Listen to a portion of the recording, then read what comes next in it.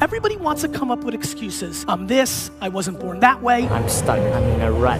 I wasn't born here, this. You can't be lost in life when you're this young. I'm a female, I'm an immigrant, I'm a minority, I'm transgender.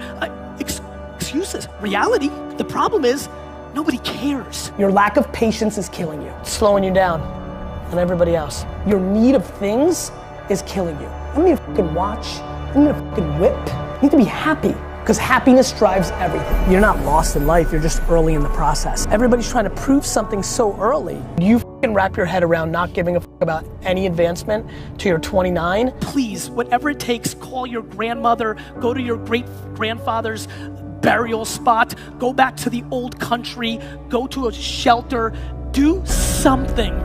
Do something that recalibrates your perspective on what is actually going on here. Every person in here fucking won the lotto. You won. Way too many people have made decisions without ever trying. Everybody's judging themselves way too early. You can literally do 4 different things over the next 2 years, 6 months at a time to figure out everything that you think you might like, you should try to do. Doing something around passion is very similar to love. You're blinded because you like it.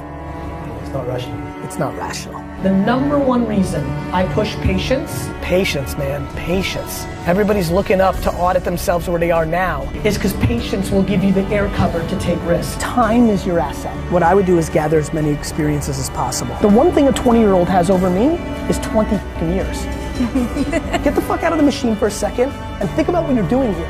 You get optimism and patience, you're fucking off to the fucking races.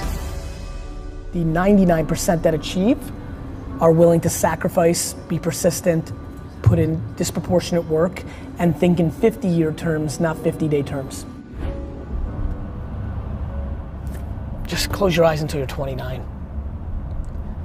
Just close your eyes until you're 29.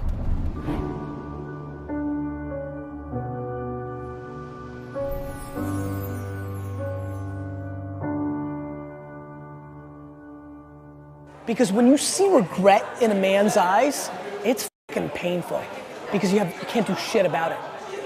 When you're 90 and you're not mobile and you're tired and it's over, you can't do it. You can't do it.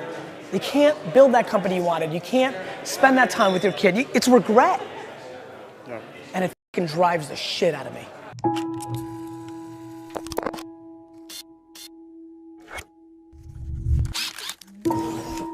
No, look, I think failure has to be quantified. If you fail that you never can get up from it again, that's not a good failure. I think failure and adversity are the 2 things I think about. For me, as an entrepreneur and very entrepreneurial and always in my own stuff, all the failures along the way, even going back to like the baseball card show when I was 13 that I paid $400 for a table and nobody showed up to that baseball card show. That was a learning lesson. Those micro failures were super, super important.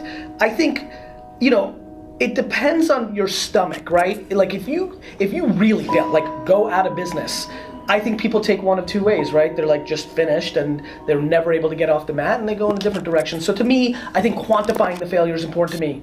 They gotta change, you gotta evolve. Like Madonna did it right. She reinvented herself 14 times. That's why she had a long career. Like you've gotta reinvent yourself. Let's talk about sports. When you're the best athlete and you're like the guy and you're like one of the top 15 players, Draymond Green, he's my buddy. Draymond really worked on his game every offseason. Ricky Rubio, the flashy point guard from Minnesota, if he developed his outside shot, he would have been a much bigger player. He had all the passing skills, the quickness, he's got everything. If instead of going to Ibiza and fucking chicks in the offseason, he worked on his 18-foot jumper, he'd be in the game. If you have ambition, your actions have to match that.